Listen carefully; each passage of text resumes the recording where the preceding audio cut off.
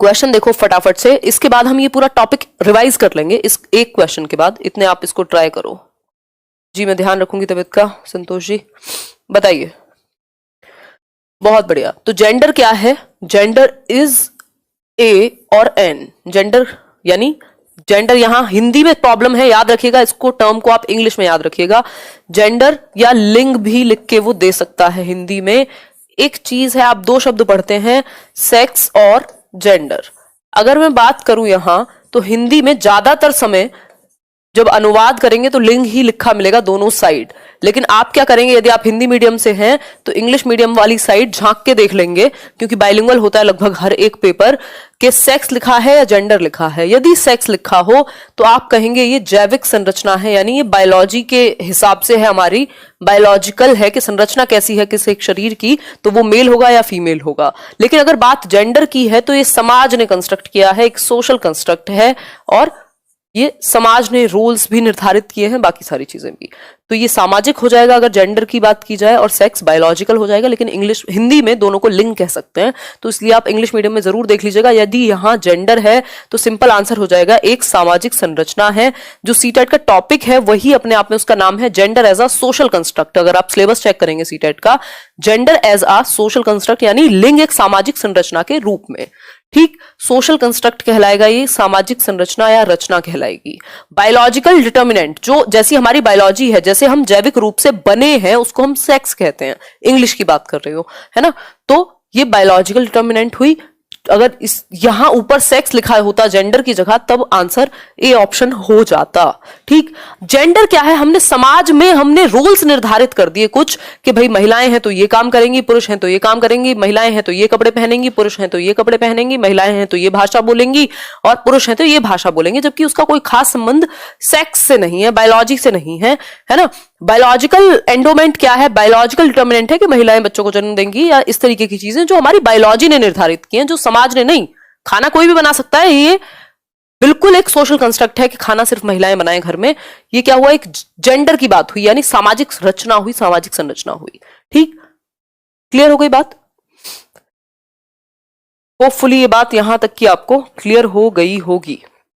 First time online है विपिन शर्मा हमारे साथ, बहुत बढ़िया। इकोनॉमिक कॉन्सेप्ट, आर्थिक संरचना, तो हम इसको, आर्थिक संरचना क्या है, आर्थिक संरचना तो सोशल स्ट्रेटा वाली चीजें हैं कि कोई लोअर मिडिल क्लास है, कोई ये है वो, इसका लिंक से तो कोई मतलब नहीं हुआ। साइकोलॉजिकल एंटिटी में बहुत सारी चीजें आ जाएंगी कि साइकोलॉजिकली हम कैसा फील करते हैं। कई बार सेक्सुअल ओरिएंटेशन जिसमें LGBTQ और इन सब चीजों की बातें होती है, वो उधर आ जाएंगी फिर।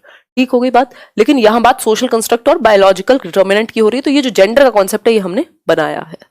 ठीक, साइकोलॉजिकल कहना वैसे गलत होगा LGBTQ को भी प्रॉपर तरीके से, खैर वो टॉपिक नहीं है ना, उसमें भी बायोलॉजी इन्वॉल्व है। हालांकि आगे बढ़ते हैं नेक्स्ट क्वेश्चन की तरफ।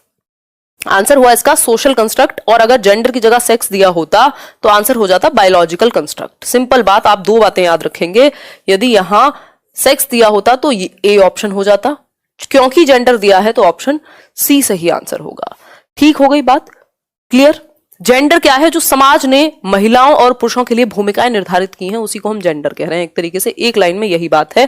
आपको एक टीचर के रूप में क्या है, भेदभाव कभी नहीं करना जेंडर में। आपको जेंडर पैरिटी यानी समता का ध्यान रखना है, जेंडर पैरिटी का इस्तेमाल करना है एक शिक्षक को, है ना। जेंडर बायसनेस क्या होती है, बायसनेस होती है जब आप पक्षपात करें, किसी भी एक तरफ झुकें। जेंडर स्टीरियोटाइपिंग क्या होती है, ये तीनों शब्द मैं क्लियर कर देती हूं। स्टीरियोटाइपिंग क्या है, यानी रूढ़िबद्धता, जो समाज में परंपराएं चली आ रही हैं, यदि आप उनको ही मान ले रहे हैं कि लड़के रोते नहीं हैं, तो ये जेंडर रूढ़िबद्धता हुई। इमोशन सभी में होते हैं, रो कोई भी सकता है। ठीक हो गई बात। और बात रही आपकी बायसनेस की, तो बायसनेस तो किसी भी तरफ झुकना। अगर आप ये कहें कि नहीं लड़कों की जिंदगी तो बिल्कुल आसान है और उनको कोई चैलेंज नहीं है, तो ये भी बायसनेस है। और आप लड़कियों को दबा के रखें, वो भी बायसनेस है। मतलब किसी भी एक तरफ जैसे ही आप झुके ना, तो वो बायसनेस हो गई। ठीक हो गई बात, आगे बढ़ेंगे। तो आपको बायसनेस से, स्टीरियोटाइपिंग से पैरिटी की तरफ, इक्वालिटी की तरफ जाना है, समता की तरफ जाना है। जब जिसको जिस चीज की जरूरत है उसके प्रति संवेदनशील रहें। क्वेश्चन नंबर 2 देखेंगे इसी बात पे। देखिए सर, क्वेश्चन नंबर 2 देखिए आप, और पढ़िए एक बार क्वेश्चन नंबर 2 को। मैंने थोड़ा सा इंट्रोडक्शन आपको दे दिया है, देखिए एक बार। Children acquire gender roles through all of the following except, यानी कि जो बच्चे हैं ये जेंडर रोल धारण कहां से करते हैं? बच्चा पैदा तो नहीं होता ये सोच के कि भाई मुझे साड़ी ही पहननी है, मुझे झाड़ू ही लगानी है, कोई भी बच्चा हो चाहे, उसे थोड़ी पता है, ये तो आपने समाज में सिखाया उसे। तो बच्चे किस चीज को छोड़कर अन्य सभी के द्वारा लिंग भूमिकाएं ग्रहण करते हैं, मतलब सोशल रोल या जेंडर रोल जो आते हैं वो किस एक चीज के थ्रू नहीं आते। एक्सेप्ट का मतलब है किस एक चीज को छोड़ के, नॉट, है ना। तो इसको क्वेश्चन को पढ़ के ध्यान से आंसर करेंगे, नहीं तो गलतियां हो सकती हैं। तो इसका आंसर मीडिया, मीडिया से तो आते हैं, इसमें लिखा है एक्सेप्ट। कौन सी एक चीज? देखो जेंडर रोल्स आते कहां हैं? समाज से, परिवार से, मीडिया से, पीयर से, जो सोशलाइजेशन में काम करते हैं ना हमारे, वही जेंडर रोल्स में भी काम करते हैं। जेंडर भी तो समाज की ही एक संरचना है, तो सोशलाइजेशन का हिस्सा ही है एक तरीके से, जेंडर जुड़ा हुआ कॉन्सेप्ट है। तो मीडिया के द्वारा बिल्कुल आप देख रहे हैं सास बहू की लड़ाइयां हो रही हैं तो वही चीज एक्वायर की जा रही है। तो सोशल रोल्स हो गए, या कार्टून देख रहे हैं बच्चे तो वो भी शिजुका की तरह बातें कर रहे हैं, तो ये मीडिया से भी आ सकता है। सोशलाइजेशन, सोशलाइजेशन यानी सामाजिकरण, बिल्कुल सामाजिकरण से भी आएगा, लेकिन हमसे पूछा है किससे नहीं आएगा। कल्चर, बिल्कुल जिस कल्चर में जिस तरीके की संस्कृति है महिलाओं और पुरुषों के लिए, जैसे रोल बनाए गए हैं वैसा बच्चा उसको एक्वायर कर लेता है। लेकिन ट्यूटरिंग से, ट्यूशन पढ़ा के, ट्यूशन नहीं दिया जाते कि ऐसे जेंडर रोल अपना लो, ट्यूशन से जेंडर रोल नहीं सीखते आप। कोई ट्यूशन नहीं दिया जाता कि चलिए मेल और फीमेल बन जाइए, इस चीज के लिए ट्यूशन ले लीजिए। ठीक है बात। तो आंसर रहेगा इसका डी ऑप्शन। आज होपफुली आपको क्लियर दिख रहा होगा, मैं आपका जो है कोई भी एक साइड नहीं छिपा रही होंगी। बताओ क्लियर है तो यस और नो, ऐसे लिखवाएं अगली बार से। आगे बढ़ते हैं नेक्स्ट क्वेश्चन की तरफ। हाँ, during classroom discussions a teacher often pays more attention to boys than girls, यानी जब कक्षा में बच्चों के साथ इंटरेक्शन करेगा टीचर है तो, अभी आप लोग मेरे सामने नहीं है, अदरवाइज मैं कभी कभी नाम लेती रहती हूँ, है ना। आगे की स्क्रीन ठीक कराएंगे, बार बार इधर गर्दन देखनी पड़ती है आपके कमेंट्स के लिए, है ना। तो अगर मैं बात करूं तो मैं नाम ले लेती हूँ बीच बीच में, मतलब ये इंटरेक्शन हुआ टीचर का लर्नर के साथ। इसी तरीके से जब क्लासरूम में बच्चे बैठे होते हैं तो बातें की जाती है, वहां पे नाम लेकर के डिस्कशन किया जाता है या डिस्कशन किया जाता है जनरली। यदि कोई एक शिक्षक है जो क्लासरूम में परिचर्चा होना तो बिल्कुल सार्थक सी बात है, अच्छी बात है, डिस्कशन तो होगा। ऐसा तो नहीं है कि टीचर रोबोट है, वो अपनी गा के चला गया और बच्चे सुनते रहेंगे, बातें तो होंगी, टीचर और स्टूडेंट के बीच में डिस्कशन होगा।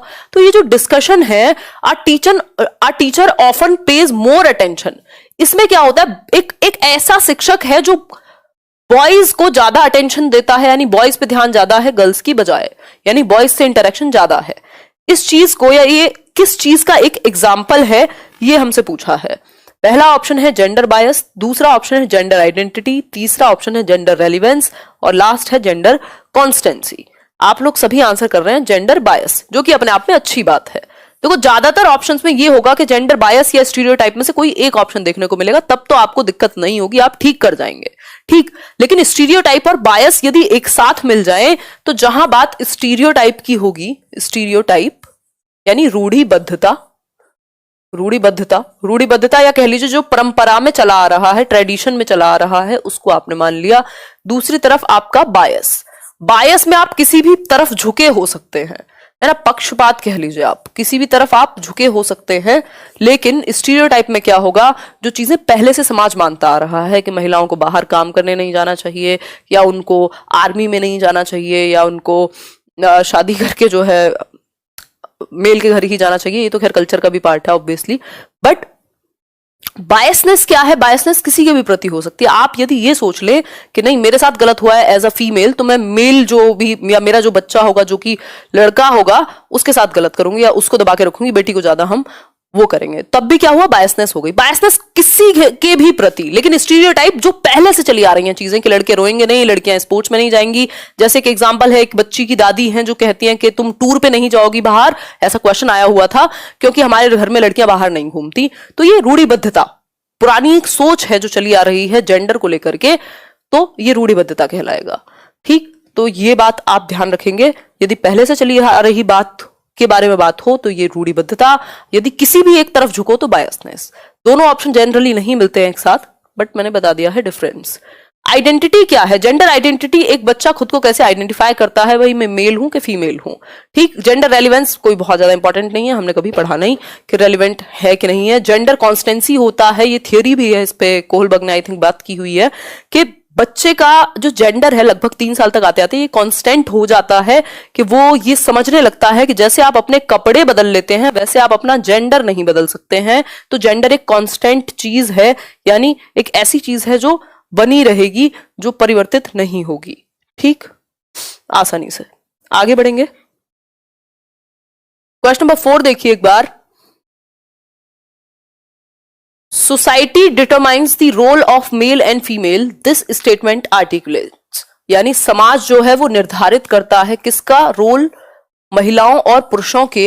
ये जो स्टेटमेंट है ये कैसा स्टेटमेंट है, इसका मतलब क्या है कि समाज पुरुष और महिलाओं की भूमिकाओं का निर्धारण करता है। यह कथन क्या दर्शाता है, इससे क्या पता लगेगा आपको पढ़ करके, बताइए। पहला ऑप्शन है gender as an inherent construct, मतलब ये अंतर्निहित है। जेंडर एक हेरिडिटी से मिली एंडोमेंट है। जेंडर क्या है, एक इंट्यूटिव कंस्ट्रक्ट है, यानी अंतर्ज्ञानी, या मतलब इंट्यूशन जैसा आपको फील हो जाए वैसा जेंडर बन गया।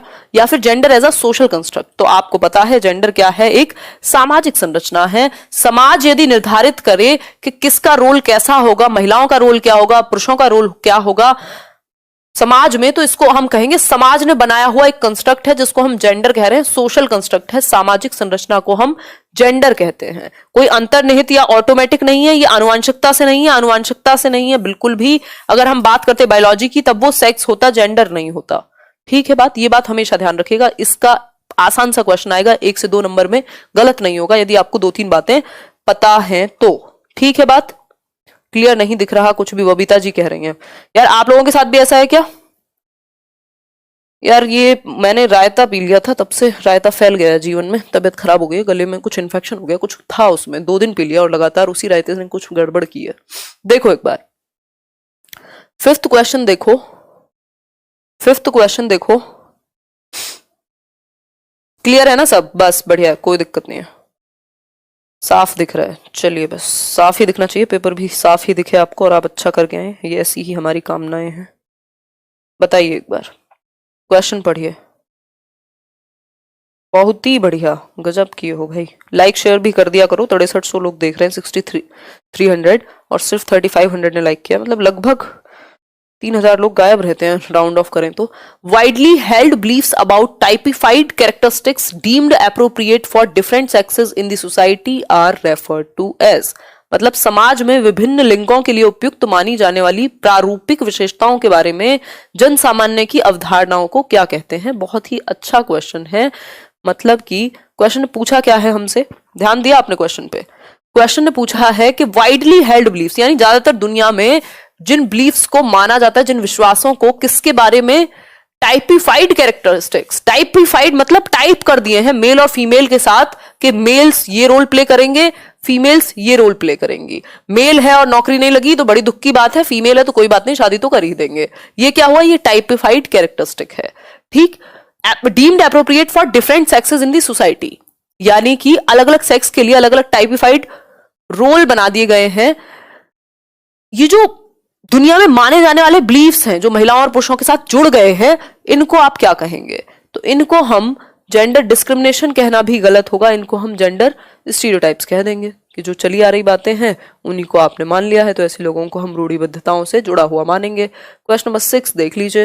Associating toys, articles of clothing, house hold items, occupations and colours with specific sex is a demonstration of, यानी खिलौने, पहनावे की वस्तुएं, मतलब घरेलू सामग्रियां, व्यवसायों एवं रंगों को विशिष्ट लिंग के साथ संबंधित करना क्या प्रदर्शित करता है, यानी हम एसोसिएट कर रहे हैं, जोड़ दे रहे हैं चीजों को लिंग के साथ, मेल और फीमेल के साथ, स्पेसिफिक सेक्स के साथ, कि भाई अगर खिलौने हैं, अगर डॉल है तो वो गर्ल के लिए आएगी, और जो बाइक है या कार है वो मेल के लिए या बॉय के लिए आएगी। ऐसी चीजों को हमने टॉयज को जोड़ दिया सेक्स के साथ, क्लोथिंग को, कपड़ों को जोड़ दिया, पिंक कलर हम लड़कियों को पहनाएंगे, हम ब्लू जो है लड़कों को पहनाएंगे, है ना। Household items, kitchen set ला रहे हैं बच्चों के लिए, है ना। ऑक्यूपेशंस एंड कलर्स, कलर्स को भी और ऑक्यूपेशन को भी, रोजगार को भी जब हम किसके साथ जोड़ दे रहे हैं, एक पर्टिकुलर सेक्स के साथ जोड़ दे रहे हैं, तो इसको हम स्टीरियोटाइपिंग कहेंगे। आपने रूढ़िबद्धता कर दी, मतलब आपने जोड़ दिया, आप जुड़ गए किसी एक चीज से, किसी एक जेंडर से आपने किसी काम को जोड़ दिया, किसी चीज को जोड़ दिया, किसी व्यवसाय को जोड़ दिया। अब आपको इस बात से क्या फर्क पड़ना चाहिए कि यहाँ जो इंसान खड़ा है वो महिला है कि पुरुष है, या जब आप बात भी कर रहे हैं, हाउ डज इट मैटर? आपको एक इंसान को रिस्पेक्ट करनी आनी चाहिए एंड दैट्स इनफ, है ना? आपको कौन सा मतलब क्या करना है उस चीज से, तो इसका ऑक्यूपेशन से क्या फर्क पड़ेगा इस चीज से? सेंसिटिव होना एक इंसान के प्रति बहुत अच्छी बात है, आप संवेदनशील रहें, चाहे वो सामने कोई भी हो, इंसान है, इतना काफी होना चाहिए, ठीक। लेकिन हम और चीजें लगाएंगे कि अरे आप पायलट हैं, महिला क्यों हैं, इस तरीके की चीजें। तो अगर ऑक्यूपेशन से या आर्टिकल्स से अगर हम जोड़ेंगे तो रूढ़िबद्धता कहलाएगा। ठीक हो गई बात? आगे बढ़े। जेंडर आइडेंटिटी वो है जो बच्चा अपने आप में फील करता है, मैं मेल हूं कि फीमेल हूं, ठीक। जेंडर थियरी और रेलिवेंस की फिर से कोई बात हमने ना की है, ना हमें जरूरत है। आगे बढ़ेंगे क्वेश्चन नंबर 7 पे। क्वेश्चन नंबर 7 है, which of the following is an effective strategy to reduce children's gender stereotyping and gender role conformity? यानी कि हम अब ये बताओ कि कौन सा एक तरीका प्रभावशाली होगा जिसके द्वारा हम रिड्यूस कर सकें, घटा सकें किस चीज को, बच्चों के अंदर जो जेंडर स्टीरियोटाइपिंग हो गई है कि भाई नहीं मैं ये कैसे कर सकता हूं, मैं तो लड़का हूं, ये तो लड़कियों के काम है, बर्तन कैसे साफ कर सकता हूं। तो इस तरीके की जो चीजें हैं इनको आप हटाएंगे कैसे? जो जेंडर रोल कन्फॉर्मिटी है, लड़कियां भी मान लेती हैं ठीक है कोई बात नहीं तुम ही कर लो जॉब, मैं क्या करूंगी, है ये वाला अगर सिचुएशन है, तो जेंडर स्टीरियोटाइपिंग और जेंडर रोल कन्फॉर्मिटी, ये जो मान लेना है कि ठीक है मान लेते हैं, इसको हटाने के लिए क्या किया जाना चाहिए क्लासरूम में? क्योंकि जड़ तो बच्चे ही है ना, जो हमारी जनरेशन है, यदि वहीं से अगर थॉट अच्छा बनता चला जाए तो चीजें बदल जाएंगी जो आज हैं।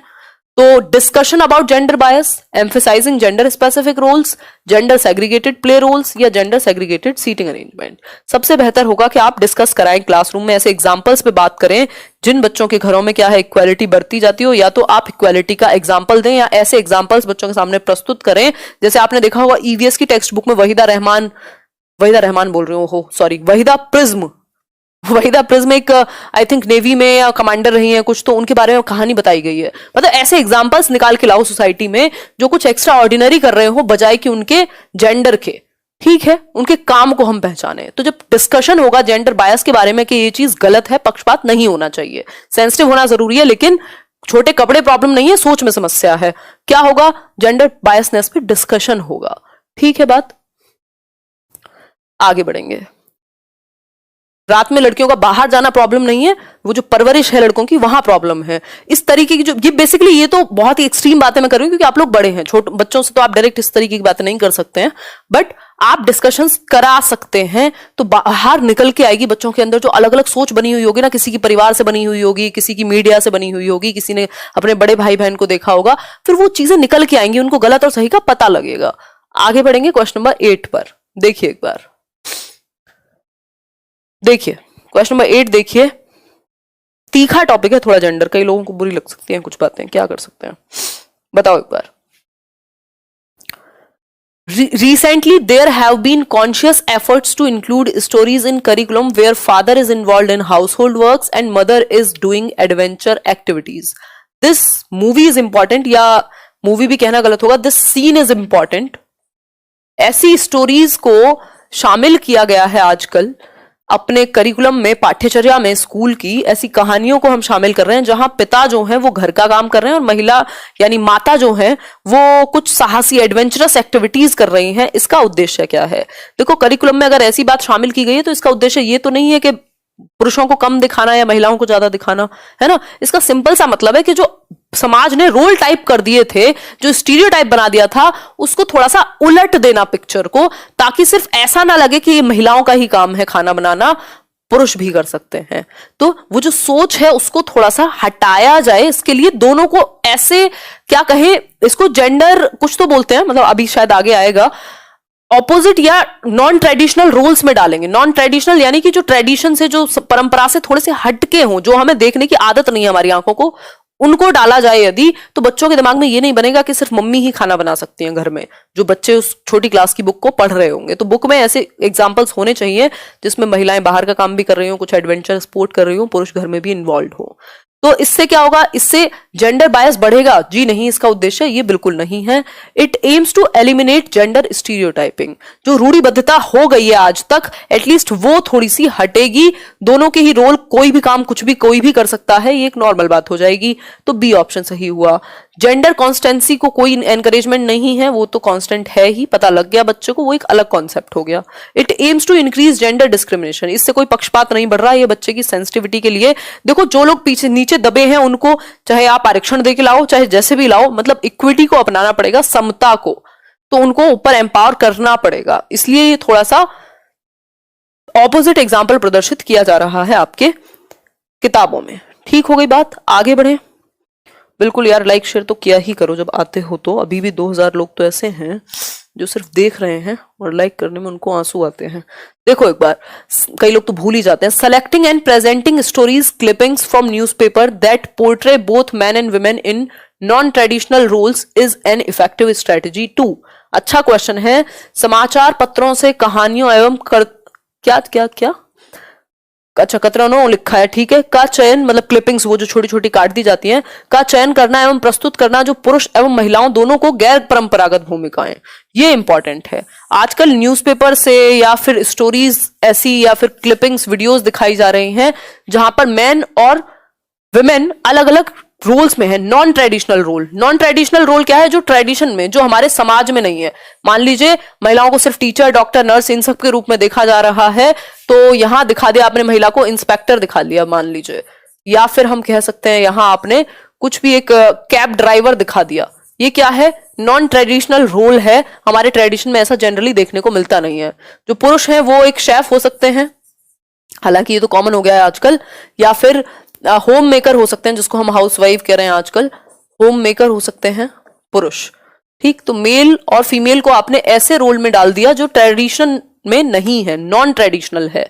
इसका सिंपल सा एक उद्देश्य है कि आप क्या करना चाहते हैं? Counter gender stereotypes. आप काउंटर करना चाहते हैं, यानी आप ये चाहते हैं कि जो लैंगिक रूढ़िबद्धता है उस पे आप एक टारगेट करना चाहते हैं, एक निशाना लगाना चाहते हैं जिससे वो हटे, उसके अगेंस्ट एक काउंटर एग्जाम्पल प्रेजेंट हो कि कोई बात नहीं, दोनों में से कोई भी कुछ भी कर सकता है, ट्रेडिशनल रोल ही सब कुछ नहीं है, कोई भी एक रोल निभा सकता है। तो आंसर क्या होगा? D option. ऐसा नहीं है कि इससे स्टीरियोटाइपिंग प्रमोट हो रही है, इससे बस रोल आपने चेंज कर दिए। जो काम सिर्फ महिलाएं करती हुई दिखाई जा रही थी, अब वो पुरुष भी कर रहे हैं, दोनों मिलकर के काम कर रहे हैं। तो इससे आपने काउंटर कर दिया ऐसे एग्जाम्पल्स को जो जेंडर स्टीरियोटाइपिंग को शो करते थे। किताबों में दिखाया जाता था ना कि जो महिलाएं हैं वो बहुत ही कम काम करेंगी, वही जो आपका टाइम एंड वर्क वाले क्वेश्चंस में होता है। इवन दिखाया जाता है कि ज्यादा सेंसिटिव हैं, या बहुत सारी बुक्स में आप देख रहे हैं महिला है तो घर में किचन में खाना बना रही है, पापा जो है वो टीवी लेके बैठे हैं हाथ में, स्टोरीज में, एडवर्टीजमेंट्स में देखे जाते हैं ऐसी चीजें। ठीक, नेक्स्ट है question number 10। Several research studies show that teachers have more overall interaction with boys than girls. यानी ऐसी बहुत सारी रिसर्च हैं जो ये दिखाती हैं कि लड़कों पे ज्यादा ध्यान दिया जाता है, लड़कों के साथ ज्यादा इंटरेक्शन होता है टीचर्स का क्लासरूम के अंदर बजाय के लड़कियों के, मतलब ज्यादा अटेंशन लड़कों को मिलती है। स्टीरियोटाइप बहुत तरह का हो सकता है, कास्ट से रिलेटेड भी हो सकता है, जेंडर से रिलेटेड भी हो सकता है, क्लास से रिलेटेड भी हो सकता है। स्टीरियोटाइप का सिंपल मतलब है जो पहले से चला आ रहा है आपने उसी को मान लिया, धारणा जो चली आ रही थी उसको मान लिया, उसका सिंपल मतलब है स्टीरियोटाइप। अब इसके आगे आप जेंडर लगा दो तो जेंडर से रिलेटेड जो धारणा चली आ रही थी, कास्ट लगा दो तो कास्ट से रिलेटेड जो चली आ रही थी।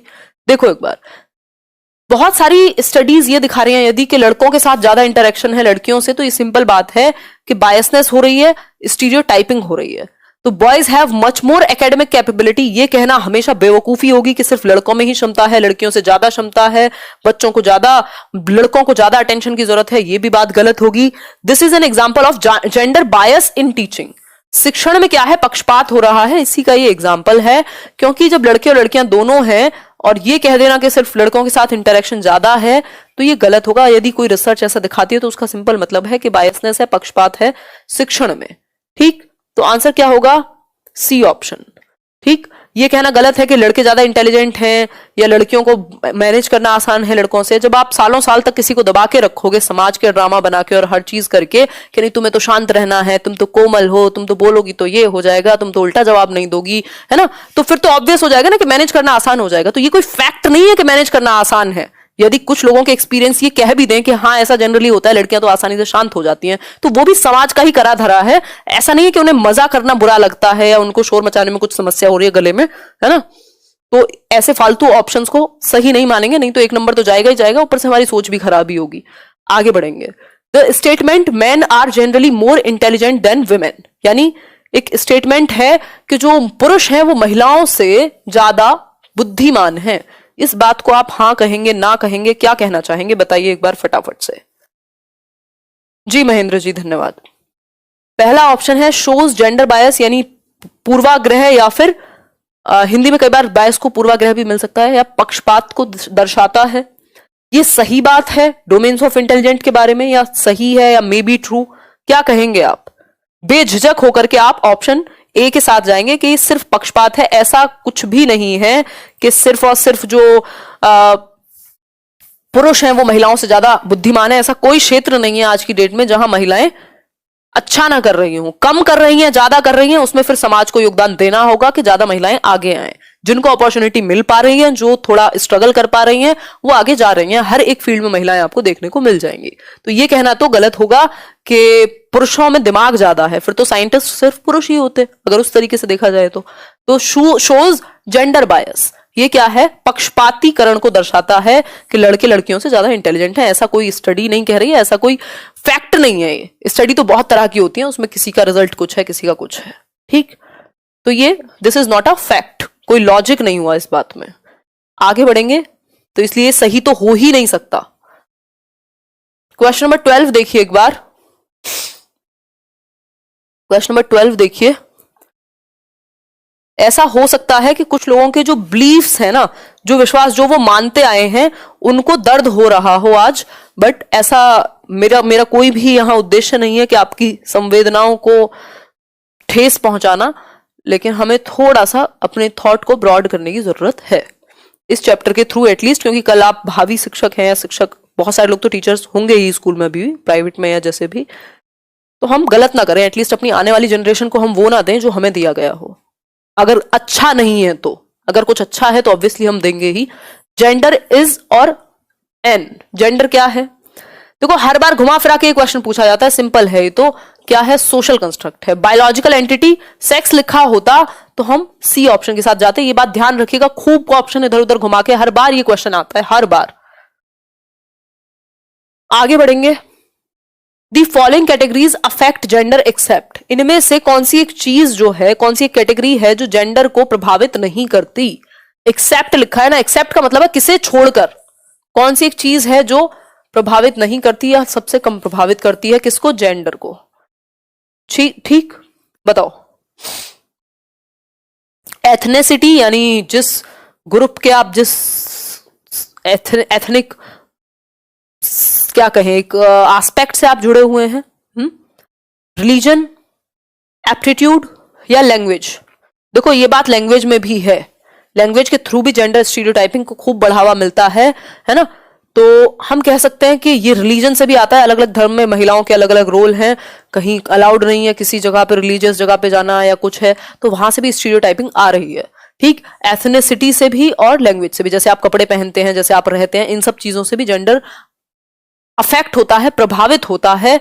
लेकिन एप्टीट्यूड, एप्टीट्यूड यानी कि किसी की जो अभिक्षमता है किसी एक क्षेत्र में, किसी एक विशेष क्षेत्र में अच्छा करने की, चाहे वो टीचिंग का एप्टीट्यूड हो, चाहे वो डॉक्टर बनने की क्षमता हो, चाहे वो लॉयर बनने की क्षमता हो, एप्टीट्यूड का जेंडर को प्रभावित करने का कोई सीधा संबंध नहीं है। एप्टीट्यूड किसी भी ह्यूमन में हो सकता है, किसी भी एक एक्टिविटी को करने का, इसको हम जेंडर से नहीं जोड़ सकते। लेकिन बाकी की जो तीनों चीजें हैं वो जेंडर को डायरेक्टली प्रभावित करती हैं कि बच्चा रिलीजन में जिस धर्म में जिस तरीके से महिलाओं का रोल होगा वो अपना भी वैसे ही देखेगा, है ना, या पुरुषों का जैसा रोल होगा वो अपना भी वैसा ही देखेगा, ठीक। In the same way religion, ethnicity, language, कपड़े पहनना, भाषा का इस्तेमाल करना, लड़की है तो वो एक सॉफ्ट तरीके से बोलेगी, लड़का है तो ऐसे बोलेगा। तो ये सब क्या है? ये आपका एथनिसिटी, रिलीजन और लैंग्वेज से आता है। आगे बढ़ेंगे। A good text book avoids, देखो किताबों के थ्रू जेंडर स्टीरियोटाइपिंग होती है, भाषा के थ्रू टीचर्स या घर में जैसे लोग यूज करते हैं लैंग्वेज को, उससे स्टीरियोटाइपिंग होती है, जो मीडिया है, सोशल मीडिया हुआ या आपका नॉर्मल मीडिया हुआ ट्रेडिशनल वाला, उससे भी स्टीरियोटाइपिंग होती है, जिस साथी समूह में बच्चा रहता है, इवन अखबार से लेकर के सब जगह पे जिस भाषा जिस तरीके से जेंडर को पोर्ट्रे किया गया है उससे स्टीरियोटाइपिंग होती है। ठीक हो गई बात। तो पहला ऑप्शन है यहाँ कि एक अच्छी किताब आप किसको मानेंगे, या एक गुड टेक्स्ट बुक किस चीज को अवॉइड करेगी, किस चीज से बचाव करेगी, क्या चीज उसमें नहीं पाई जाएगी। देखो इसका क्वेश्चन घुमा के दे देता है, कई बार क्वेश्चन आसान ही होता है। जेंडर बायस, सेंसिटिविटी तो होनी चाहिए एक अच्छी किताब में, इक्वालिटी भी होनी चाहिए जेंडर को लेकर, रिस्पॉन्सिबिलिटी भी होनी चाहिए कि हम किसके बारे में क्या बोल रहे हैं, है ना, लेकिन जेंडर बायसनेस नहीं होनी चाहिए। तो एक अच्छी किताब किस चीज को अवॉइड करेगी, तो अवॉइड करेगी जेंडर बायसनेस को, लिंग पूर्वाग्रह या पक्षपात को, कि उसमें ऐसी भाषा का इस्तेमाल ना हुआ हो जिसमें लिंग पे फोकस हो या फिर जेंडर को ऊंचा या नीचा दिखाया गया हो किसी को भी। ठीक है बात, स्टीरियोटाइपिंग ना हो रही हो बच्चों में। क्वेश्चन नंबर 15 देखिए, अभी 5 क्वेश्चन और हैं, कुछ 20 सवाल हम करेंगे आज। Gender discrimination in a classroom, यानी लिंग पक्षपात जो है क्लास में वो होना चाहिए नहीं होना चाहिए, इससे क्या परफॉर्मेंस पे असर पड़ेगा ये बताइए, फटाफट से बताइए। Ma'am your teaching is super, thank you Dev Tripathi. अभी तो एक ही सेशन चल रहा है मेरा, शायद मेरी तबीयत सही हो जाए और थोड़ा सा धीरे धीरे हम 2 कर देंगे एग्जाम से पहले। बताओ, अभी 9:35 है टाइम, 9:30 बजे रात को। हम कह रहे हैं कि जेंडर डिस्क्रिमिनेशन, यदि हम भेदभाव करते हैं लड़के और लड़कियों में, तो इससे क्लासरूम में क्या होगा, इससे एफर्ट कम होंगे, बच्चों की परफॉर्मेंस पे प्रभाव पड़ेगा, वो भी नेगेटिव। क्योंकि अगर आपने ये कह दिया कि लड़के ही अच्छा करेंगे जीवन में, तो लड़कियों की सेल्फ एस्टीम तो ऑटोमेटिकली डाउन हो गई ना। उनके जो प्रयास है, जितना वो कर सकते थे, जो वो परफॉर्म कर सकते थे जितना अच्छा, वो भी नहीं करेंगी वो, क्योंकि आपने भर दिया उनमें कूट कूट के कि आप कमजोर हो, आप वीक हो, आप ये हो, आप वो हो। जनरली ऐसा देखा भी जाता है, मैं शायद कोई इंटरव्यू देख रही थी या तो मैंने कुछ पढ़ा था कहीं कि जनरली आजकल ये हो गया है, जहां ये पैट्रियार्की है या तो फिर जहां जेंडर स्टीरियोटाइपिंग चली आ रही है, कि वहां जो मेल हैं, जो बॉयज हैं, उनका ऑटोमेटिकली सेल्फ कॉन्फिडेंस हाई है गर्ल्स के बजाय। ये क्यों हो रहा है? क्योंकि डिस्क्रिमिनेशन हुआ है किसी ना किसी लेवल पे, ऑटोमेटिकली ही सेल्फ कॉन्फिडेंस में कमी हो गई। ठीक, तो हम कह सकते हैं कि जितना प्रयास, जितनी परफॉर्मेंस वो कर सकते थे बच्चे, उतना भी नहीं करेंगे यदि आपने पक्षपात शुरू कर दिया। तो अगर लड़कों को आप ये कह दें कि नहीं तुमसे तो खाना बनेगा ही नहीं, तो वो खुद ही सोच लेंगे कि हाँ खाना बनेगा ही नहीं। ठीक, तो इससे क्या होगा, डिमिनिश होंगी बच्चे के एफर्ट और परफॉर्म जो वो कर सकता था, इससे कमी आएगी उसमें। यदि हम जेंडर डिस्क्रिमिनेशन करते हैं, पक्षपात करते हैं, तो अफेक्ट करेगा। ये नहीं कह सकते ऑप्शन एज में जो कहा गया है कि डज नॉट अफेक्ट, ये बात कहना गलत है। फिर है may lead to enhanced effort, इससे बढ़ेंगे नहीं, एफर्ट कम होंगे। मेल टीचर ही करते हैं, फीमेल नहीं करती, ये कहना भी गलत है। कोई भी कर सकता है, इसमें कोई हार्ड एंड फास्ट रूल नहीं है। क्वेश्चन नंबर 16 देख लीजिए एक बार और फटाफट से आंसर कीजिए। मैम अब तो बॉयज के साथ भी डिस्क्रिमिनेशन होने लगा। देखो हमेशा से होता है, ऐसा नहीं है कि फिक्स्ड है चीजें कि नहीं होता, बट अब नहीं हो रहा, इट डिपेंड्स, सभी के साथ होता है, लेकिन ज्यादा किसके साथ होता है और सोसाइटी में किसको ऊपर उठाने की जरूरत है, ये डिपेंड करता है। तो होता तो दोनों के साथ है, इसमें स्टीरियोटाइपिंग का मतलब ये नहीं कि सिर्फ लड़कियों के साथ ही गलत है। अगर लड़का रो नहीं सकता या बेरोजगार नहीं रह सकता, ये भी तो एक स्टीरियोटाइपिंग ही है। देखो एक बार, तो किसी भी जेंडर के साथ अगर गलत है तो वो गलत है। एक बार देखिए नेक्स्ट क्वेश्चन पे, एक स्कूल है जो प्रेफरेंस देता है गर्ल्स को, यानी गर्ल्स को ज्यादा बढ़ावा देगा, किस केस में, जब स्टेट लेवल सोलो सॉन्ग के गाना और नाचना जो है वो लड़कियों का काम है, तो सिर्फ लड़कियों को ही हम गाने के कंपटीशन में लेके जाएंगे, ऐसी बात कोई स्कूल करता है। लड़कों पे ज्यादा ध्यान नहीं है सोलो सॉन्ग कंपटीशन पे। तो ये स्कूल की जो थिंकिंग है, ये जो एक्टिविटी है, या ये क्या प्रदर्शित करती है, फटाफट से बताइए। ये ग्लोबल ट्रेंड है, ऐसा तो कहना गलत होगा कि सारी दुनिया यही फॉलो कर रही है। प्रैग्मेटिक अप्रोच है, बिल्कुल भी गलत होगा, ये कोई प्रैक्टिकल एस्पेक्ट तो है नहीं, गाना तो कोई भी अच्छा गा सकता है। प्रोग्रेसिव थिंकिंग है, और उल्टी बात कह दी आपने तो जेंडर बायसनेस है ये, चाहे वो लड़की के प्रति झुके हो आप, चाहे लड़कों के प्रति। अगर किसी के भी साथ आपने दूसरे लिंग को, दूसरे जेंडर को इग्नोर कर दिया, दैट मीन्स आप बायस्ड हैं, आप पक्षपाती हैं। ठीक हो गई बात। क्वेश्चन नंबर 17 देखिए एक बार, a text book of class 8 has following illustrations, मतलब कक्षा 8 की किताब में इस तरीके के चित्र बने हुए हैं कि जो विमेन है वो टीचर्स के रूप में है या मेड्स के रूप में है, जो घर में काम करने वाली महिलाएं हैं या शिक्षिकाएं हैं, है ना, और जो मैन हैं वो डॉक्टर हैं, पायलट्स हैं, उनके ऐसे रोल दिखाए गए हैं कि मैन को जो है, ये जो प्रदर्शन है, ये जो डिपिक्शन है, ये किस चीज को प्रमोट करता है, ये पूछा है हमसे। बताइए किस चीज को प्रमोट करेगा? जेंडर एम्पावरमेंट यानी सशक्तिकरण को आप बढ़ावा दे रहे हैं। इससे कौन सा बढ़ावा दे रहे हैं? आपने महिलाओं के लिए लिमिटेड रोल बता दिए और पुरुषों के लिए एडवेंचरस बता दिए। तो इससे क्या होगा? इससे स्टीरियोटाइप को बढ़ावा मिलेगा, रूढ़िबद्धता को बढ़ावा मिलेगा। पेरेंट्स या बच्चे के दिमाग में बचपन से एक इमेज जाएगी कि मैं लड़की हूं तो मुझे तो टीचर या मेड होना चाहिए, या फिर मैं लड़का हूं तो मुझे तो पायलट या डॉक्टर होना चाहिए। टीचर होना तो बड़ी छोटी बात हो जाएगी। ठीक, तो ये क्या हुआ? ये प्रॉब्लमेटिक बात है। स्टीरियोटाइपिंग बच्चे के दिमाग में घुस रही है, जिसको हमें अवॉइड करना है। हम काम को और इंसान को इंसान की तरह देख सकें और काम को काम की तरह देख सकें, ऊंचा नीचा करे बिना, वो जरूरी है। When parents buy dolls for their daughters and football for their sons, जब जो अभिभावक हैं, जो माता पिता हैं, जब फुटबॉल खरीदते हैं किसके लिए? अपने लड़कों के लिए, और लड़कियों के लिए वो प्यारी प्यारी डॉल खरीदते हैं।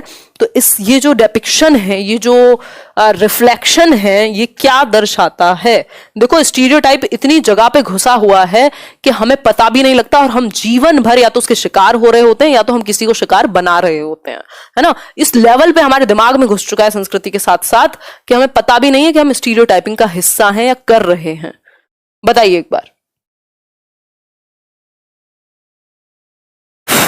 पीडीएफ डाल देंगे। बताओ, जेंडर कॉन्स्टेंसी मैंने बताया, ये तो बच्चे को पता लग जाता है 3 साल के आसपास कि वो जेंडर कांस्टेंट है। इसका इस बात से कोई मतलब नहीं है कि पेरेंट्स जो है लड़कियों के लिए डॉल ला रहे हैं और लड़कों के लिए फुटबॉल ला रहे हैं। ये सिंपल बात है कि स्टीरियोटाइपिंग, इसका मतलब लड़की को ये होगा कि मुझे सिर्फ डॉल से खेलना है, फुटबॉल से मैं नहीं खेल सकती हूँ, अगर खेलूंगी तो लोग कहेंगे लड़कों के जैसी रहती हो, है ना। तो ये जेंडर स्टीरियोटाइपिंग है, रूढ़िबद्धता है।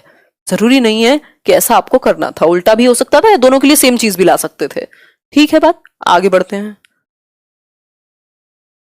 When a teacher considers boys as naturally better at mathematics than girls, जब एक शिक्षक जो है वो क्या कंसिडर करते हैं कि बॉयज जो हैं यानी लड़के मैथ्स में ऑटोमेटिकली अच्छे होते हैं बजाय कि लड़कियों के। ये कहना गलत है। हेरिडिटी से कुछ हद तक कोई चीज प्रभावित होगी, लेकिन ये कह देना कि किसी एक सब्जेक्ट में लड़के ही अच्छे होंगे, लड़कियां अच्छी नहीं होंगी, तो ये तो बात गलत हो गई। ये एथिकल नहीं है बिल्कुल भी, ना ये मॉरलिस्टिक है, ना ये बहुत अच्छा स्वभाव है। ये सिंपल जेंडर बायस है। आपने अभी एक मूवी देखी होगी शकुंतला देवी के ऊपर, साउथ इंडियन मैथमेटिशियन थी, बिल्कुल वो उनको ह्यूमन कंप्यूटर कहा गया, बहुत ही अमेजिंग सी स्टोरी है ना। तो जेंडर बायसनेस, मैथ्स में लड़कियां कमजोर ही होंगी या लड़के ही अच्छे होंगे, ये कहना गलत है। ठीक है बात। ये पर्सन टू पर्सन या इंडिविजुअल डिफरेंसेस की वजह से है। ऐसा नहीं हो सकता कि सभी लड़कियां कमजोर हैं या सभी लड़के अच्छे ही हैं मैथ्स में। आगे बढ़ेंगे क्वेश्चन नंबर 20 पर। और मैंने ऐसा देखा है जनरली कि टीचर्स, स्पेशली मैथ्स के टीचर्स, यूट्यूब पे वीडियोस पड़ी हुई हैं, वो कह रहे हैं कि अरे लड़कियां भी मैथ्स पढ़ रही हैं, अरे सही भी बता रही हैं और ये भी कर रही हैं। मतलब हद है भाई, कौन सी दुनिया में रहते हो। ठीक है, ये बात हंसी मजाक के लिए मे भी ठीक होगी, लेकिन ये सेंसिटिव बात नहीं हुई आपके मुंह से सुनना, एक टीचर के मुंह से सुनना, स्पेशली जब आप बड़े प्लेटफॉर्म पे खड़े हुए हैं। उससे इसमें प्रॉब्लम नहीं है, but the thing is may be आपका अनुभव यही कहता हो, क्योंकि समाज में ऐसा ही होता आया है जनरली। बट उसका एक कारण ये भी हो सकता है कि लड़कियों को अपॉर्चुनिटी मिली ही ना हो उतनी, उनको जनरेशंस बाय जनरेशंस दबाया ही गया हो, या सब्जेक्ट्स थोपे ही गए हो कि नहीं नहीं तुम तो होम साइंस ही पढ़ो या यही करो। ये गलत चीज है। तो टीचर्स को सेंसिटिव होने की जरूरत है कि वो बोल क्या रहे हैं, स्पेशली जेंडर को लेकर के। देखो एक बार, a teacher labelled the head of a committee as chairperson instead of chairman.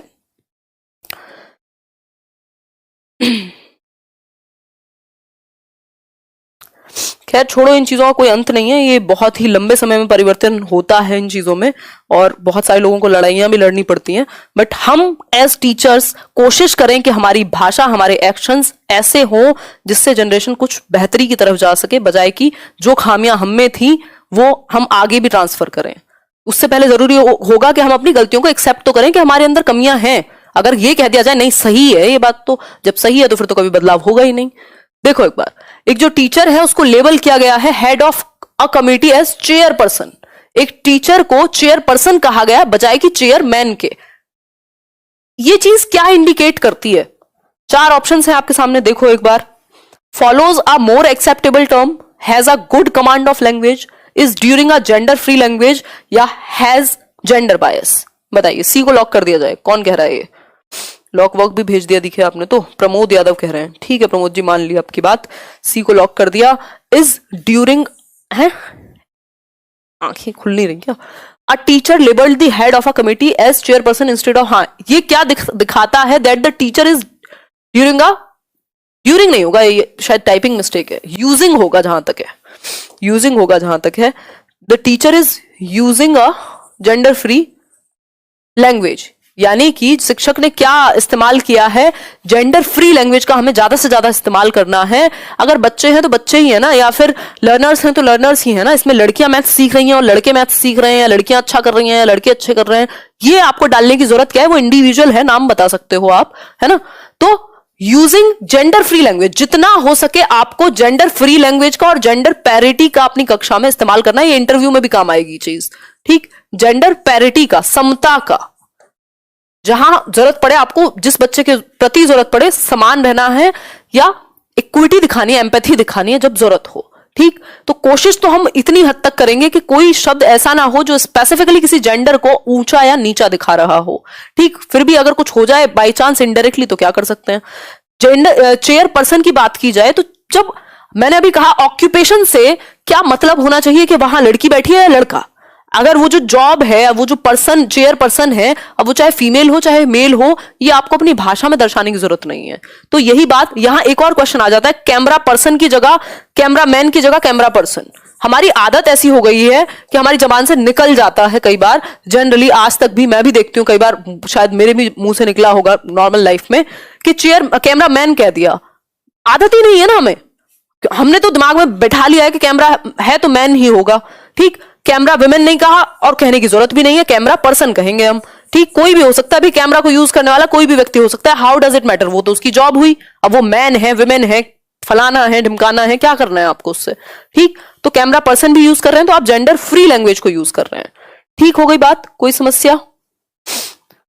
SST तो मैं डील नहीं करती हूं, ठीक है अरवदीप। बस आज के लिए इतनी ही कथा है। देखो पेडागोजी पढ़ रहे हैं तो मैं आपको ABCD ऑप्शन नहीं बता सकती, मुझे लगता है डिस्कशन बहुत जरूरी है। ये सब्जेक्ट ऐसा है जो हमें एज ह्यूमन बींग्स भी बेहतर करता है, ठीक है बात। सी ऑप्शन यहां सही हुआ। ये बायसनेस नहीं है, ये बल्कि पैरिटी है, इक्वालिटी है कि आपने दोनों को बराबर रखा। एक्सेप्टेबल टर्म ऐसा कहना जरूरी है, एक्सेप्टेबल और नॉन एक्सेप्टेबल सब तो यूज कर ही रहे हैं कुछ भी। Has a good command of language, ये भी कहना गलत है। ये जेंडर के बारे में बात हो रही है, जेंडर को दर्शाया नहीं गया, मतलब जेंडर फ्री लैंग्वेज की बात हुई है, ठीक। हो गई बात। होपफुली आपको ये सेशन पसंद आया होगा, होपफुली आपके कुछ बिलीफ्स जो बने हुए थे वो थोड़े टूटे होंगे, नहीं टूटे होंगे तो आप ऑफेंड नहीं हुए होंगे, पॉजिटिवली आपने चीजों को लिया होगा।